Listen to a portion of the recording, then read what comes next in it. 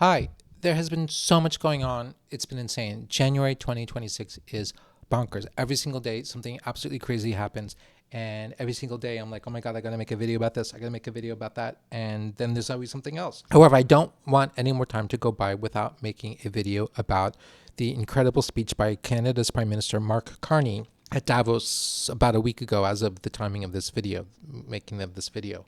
It's an absolutely amazing speech. And the speech is also really grabbed my attention because Carney talks about a number of the things that are dear to my heart and the things that are at the center of my thinking, things that I'm chewing over, that I'm mulling over. And I don't necessarily have determined opinions about these things. It's not like I've made up my mind and this is the way it is. It's like things I'm thinking out loud, and these are the things that I think about, and these are the things that I've been returning to over and over again on this channel. What am I talking about? I'm talking about the Pax Americana. What is it? What was it? Is it a was? But what is it? What is the nature of the international order, at least since World War II? And then associated with that is also what is the nature of, like, in terms of international relations, like realism versus idealism, or values. What is the place of values in international relations? And sometimes I swing back and forth. Sometimes I'm in these sort of dark moods where I'm like, screw it. It is the law of the jungle. And then sometimes I'm like, no, that can't be. It's got to be, we have to have values, we have to have principles, but that's not realistic. So maybe we find some sort of happy middle ground or something, trying to define these happy middle grounds, which is often very difficult to do. And as I believe Carney gets at all of this, and it's really very interesting because he kind of is declaring the end of the Pax Americana. In the process, he's trying to chart some sort of path forward, some sort of compromise position in between sort of realism and values. And that's what I want to talk about in this video. If you're new here, my name is Michael Shurkin. Welcome to my YouTube channel, Pax Americana. It's a conversation about world affairs, global conflict, military strategy, and anything else that happens to be on my mind. Who am I? I'm a history PhD, former CIA analyst, former RAND Corporation political scientist. These days, I'm a private sector intel guy. I work for major investment groups, investors in Africa. And on the side time, my spare time, I really like babbling at my phone. That's actually what I use to make this video. It's my phone on a stand, on a tripod, about stuff. This is what this is. Now, before getting into Carney's speech, I wanted to try to, I think I need to frame it properly. And the way to frame it is by pairing Carney's speech with a very, very, very similar speech from 1947. What am I talking about?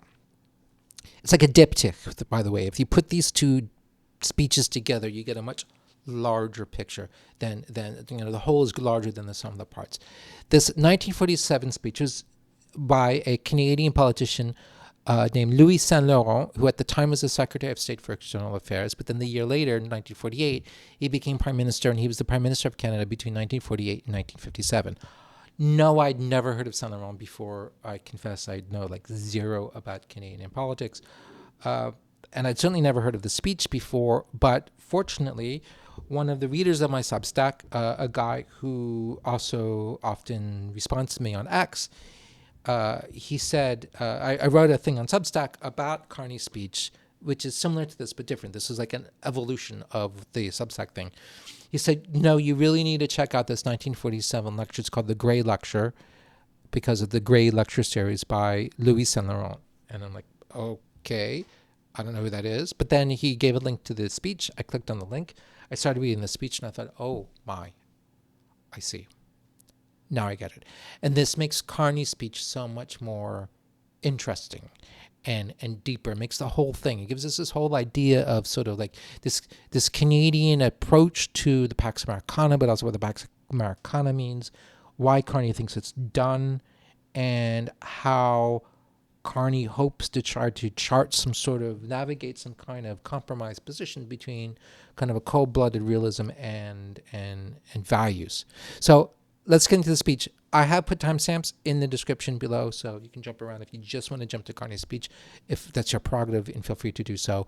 Although I do recommend starting with the Saint-Laurent speech. By the way, also in the description, I put a link to this speech in the description below, just as I put links to the Carney speech and a transcript of the Carney speech. All right, Saint-Laurent, Louis Saint-Laurent, He's speaking in 1947. It's the aftermath of World War II. The British Empire, of which Canada had been a pillar, is more or less dead. It's been replaced by this British Commonwealth, which is really more driven by sentiment than anything else. And the Pax Britannica, which had been the dominant thing in the world, and certainly in the Western Hemisphere, certainly involving Canada, since forever, since I guess the Napoleonic Wars, had transformed, had ceded place to the Pax Americana. Now, I believe that the transition of Canada from the Pax Britannica to the Pax Americana has a specific date, and that specific date is 2 September 1940, which is the day in which the UK and the US signed the so-called Destroyers for Bases deal. This was this deal by which Roosevelt agreed to hand over like 50 or something surplus destroyers to the British in exchange for the British basically giving to Roosevelt the keys to the castle, the keys to what's left of the British Empire in North America. And as it happened, basically a string of bases in Newfoundland and in throughout the Caribbean, like Kingston, Jamaica, Bermuda, a bunch of others.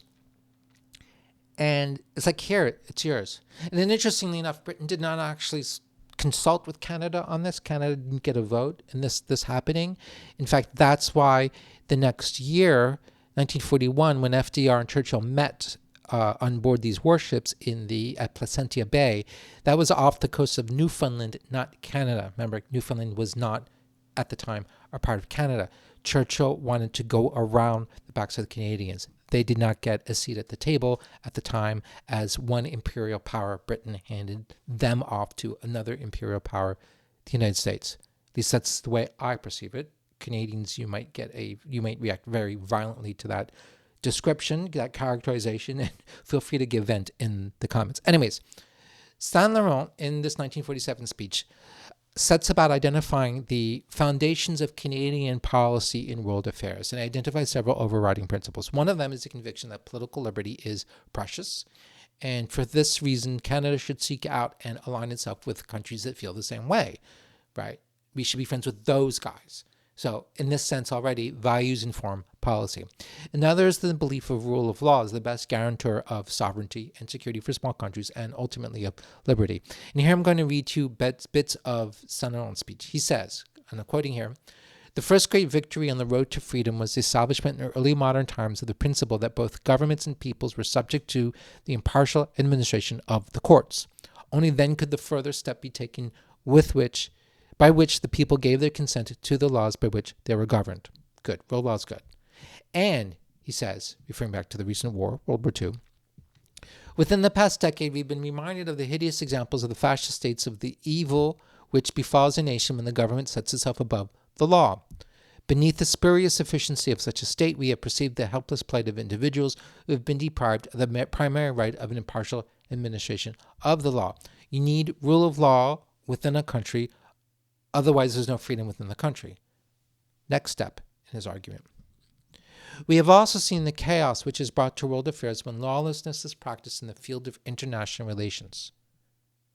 I feel sure, however, that we in this country are agreed that the freedom of nations depends upon the rule of law among states." So you need the rule of law within countries for freedom, but you also need the rule of law in terms of international relations, because otherwise then there won't be any freedom, there won't be any justice, there won't be any peace. So the answer is law, more law, and the wholehearted embrace of the rules-based order. Now he says this,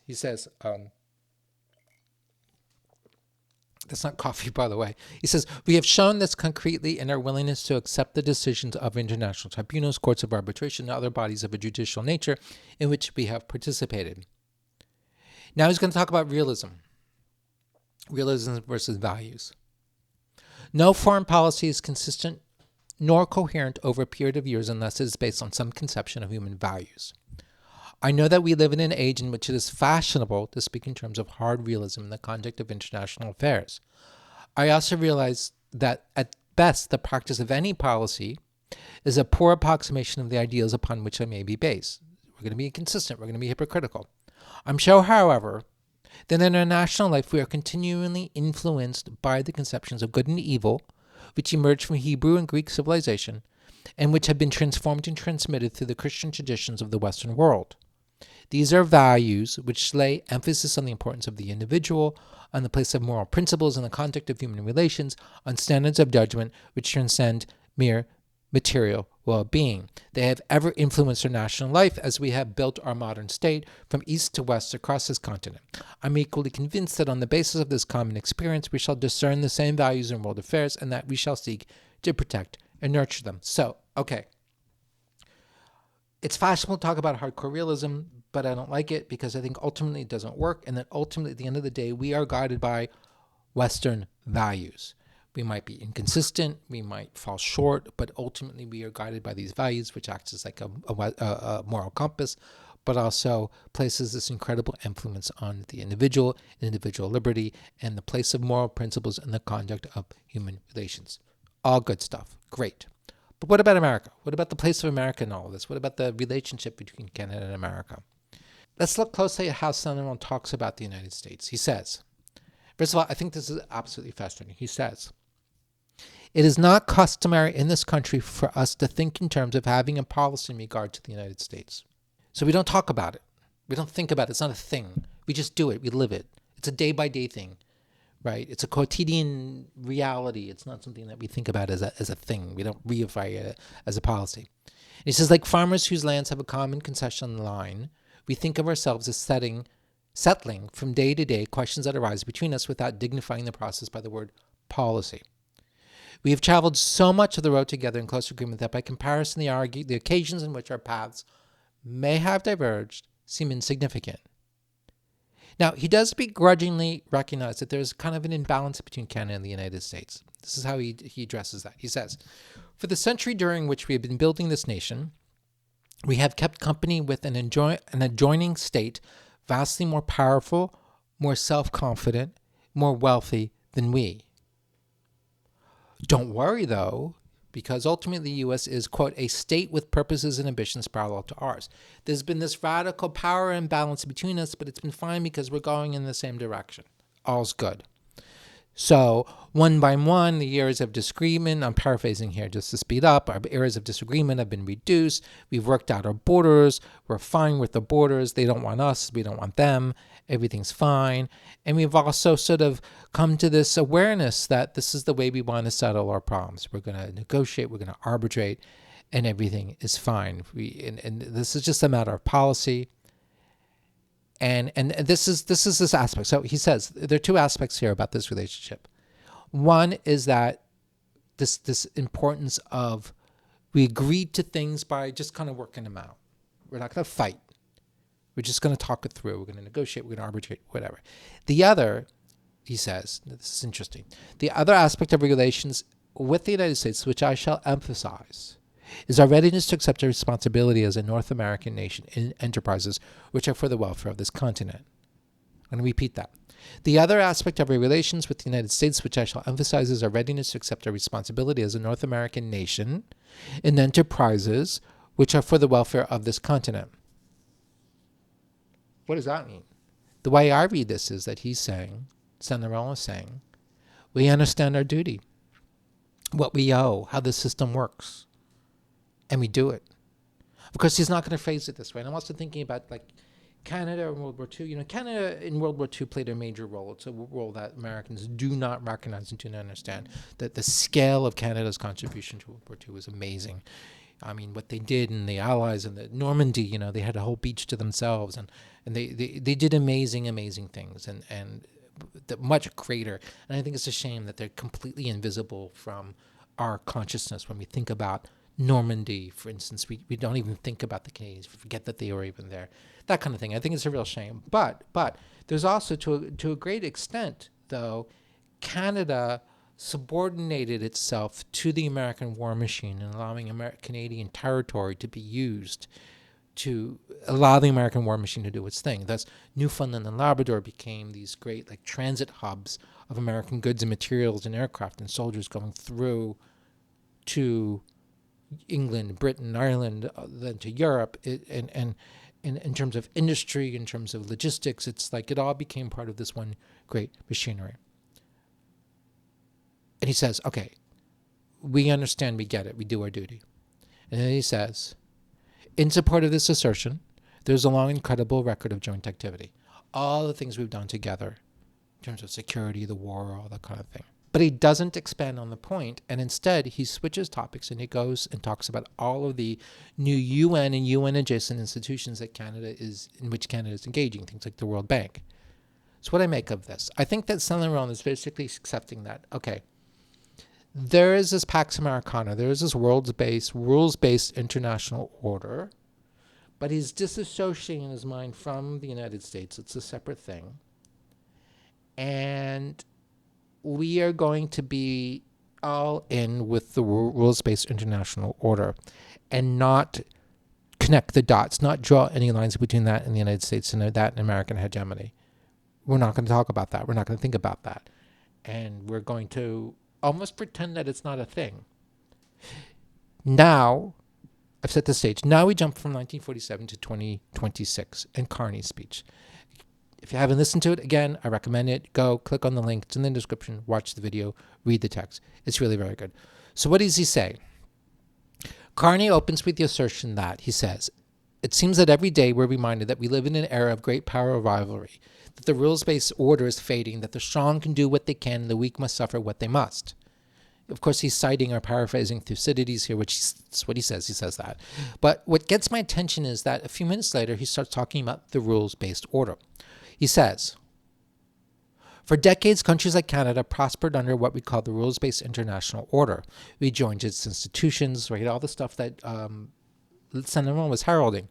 We praised its principles, we benefited from its predictability, and because of that, we could pursue values-based foreign policy under its protection. So within the mantle, under the mantle of the rules-based international order, we were pursuing a values-based policy under its protection. Right. It's providing the security that enables us, kind of gives us this luxury to do this values-based thing. But now comes the great admission. And I find this absolutely fascinating. He says, we knew, past tense, he says, we knew the story of the international rules-based order was partially false. It's like he's directing this at Saint Laurent. We knew it. He knew it. It was kind of a lie, he says. We knew that the strongest would exempt themselves when convenient, that the trade rules were enforced asymmetrically. And we knew that international law applied with varying rigor, depending on the identity of the accused or the victim. More pointedly, he says explains, he doesn't say it as explicitly as he could have. He's still kind of holding back, that the reason why this rules-based international order, or international rules-based order, however you want to say it, is kind of a lie, is because ultimately the whole thing is set up or engineered to serve American interests first. Because it's part and parcel of American hegemony. It's the same thing, really. It's an American-created system. But Canadians, Carney says, again, it's almost as if he's thinking back to Saint Laurent, were content to go along with the fib, with the lie. I'm not quoting, I'm just explaining, this is not a direct quote, that the Canadians were content to go along with the lie because it served Canada's interests very well, at least most of the time. He continued, now this is a quote, the fiction was useful, and American hegemony in particular helped provide public goods, open sea lanes, a stable financial system, collective security, and support for frameworks for resolving disputes. It's fabulous. The fiction was useful. American hegemony was useful because it does serve our interests. It did serve our interests. It created this thing in which we can kind of go about, even if it was only half true, this business about rules and rule of law. But now he says it doesn't work anymore. This bargain no longer works, he says. It's broken. Why? Because, he explains, that the crises of the past two decades have exposed a new truth. The great powers, and by that I think he means America, had begun using, quote, extreme global integration, unquote, as a weapon with which to coerce smaller powers and exploit their vulnerabilities. Integration, globalization was supposed to lift everybody up, but in reality, he says, quote, you cannot live within the lie of mutual benefit through integration when integration becomes a source of your subordination. It's a huge deal. Trump, he implied, was taking advantage of Canada and taking advantage of the interdependency between Canada and the United States to bully Canada. The hegemon, as he later put it in a speech, had monetized the power imbalance between it and its weaker party and its weaker partner. And this was not sustainable. Now, the next part of the speech, Carney then addresses the question of realism and realism idealism. It's the same issue that we saw Saint Laurent address in 1947. He was afraid that having woken up Canada and other middleweight countries that found themselves in a similar bind would be tempted to abandon values in favor of cold-blooded realism, right? The law of the jungle, or perhaps something in the spirit of Thucydides' aphorism with which he had opened the speech in the very beginning, about the strong doing what they can. Carney calls instead for a compromise, which he refers to as a values-based realism. I'm quoting him here now. He says, or to put another way, we aim to be both principled and pragmatic. Principled in our commitment to fundamental values, sovereignty, territorial integrity, the prohibition of the use of force, except when consistent with the UN Charter, and respect for human rights, and pragmatic in recognizing that progress is often incremental, that interests diverge, that not every partner will share all of our values. So we're engaging broadly, strategically, with open eyes. We actively take on the world as it is, not wait around for a world we wish to be. So he's suggesting replacing the lie or the half-lie of the international rules-based order that Saint Laurent was signing up for, was basically spinning, with a new yet similar compromise, which consists of committing oneself to sticking to one's values most of the time while acknowledging the fact that you're not going to be able to do it all the time, that sometimes pragmatism has to roll out. But Carney is saying that this ambiguity is preferable to the self-deception of Saint Laurent. Of course, he doesn't mention Saint Laurent, but it's preferable to fooling ourselves about how this all works, while also it's preferable to casting off any pretense of value. So this can't just be a all or nothing thing. Like either we go all in or we just give it all up. He's like, no, you got to try. You got to strive for some place in the middle. And what's different now is that there's a desire to be more honest about how the world really works, and also the regrettable recognition that the elephant upon which Canada is strapped does not always or often or ever have Canada's best interests at heart. Now, what I like about Carney's speech is the way he lays out the reality of the Pax Americana, like in a way that I see it, and how it worked so well for so long, at least for those countries that embraced it as Canada did. The Pax Americana represented a compromise that America's allies found in their interest to accept. On one hand, America engineered a system that served itself. Of course it did. It's the way it works. But on the other, it created a global common that was fair enough to serve most people's interests most of the time. Mutual interest, not fear of force, I think, was the glue that kept the American empire together. Was or is? Now that's the interesting question. Is this past tense or present tense? Past tense or present tense? Is it all over, as Carney insisted? Now, to be fair, neither NATO nor the American empire are quite dead yet. Though both are in crisis. And of course, as I mentioned in the Substack, this not dead yet reminds me of that wonderful scene in Monty Python's The Holy Grail, where, the guy's like bringing out the dead, and he's got this guy over his shoulder, and he's like, yeah, I've got a corpse for you. And the guy over the shoulder says, I'm not dead yet. Yes, you are. No, I'm not. Anyways, the Pax Americana could still hold together, given that America's allies and partners may still find it in their interest to play along. They just won't be able to pretend the way it was. It's like you can't be Saint Laurent anymore by kind of pretending. People, though, will still want to keep trading with the United States. People will still want the security that comes with being friendly with the biggest kid on the block. Trump is counting on this to be the case, that people will suck it up and take it because it's in their interest to do so. Now, Trump may well be mistaken. I think that, for one thing, the world can make other trade arrangements. There are other big kids on the block. And perhaps what worries me most is the suggestion and the implication that the White House, instead of using mutual interest and shared values as a glue to hold the empire together, is going to resort to force or fear, which is where Greenland comes into play, right? Because, Trump never explicitly ruled out the use of force.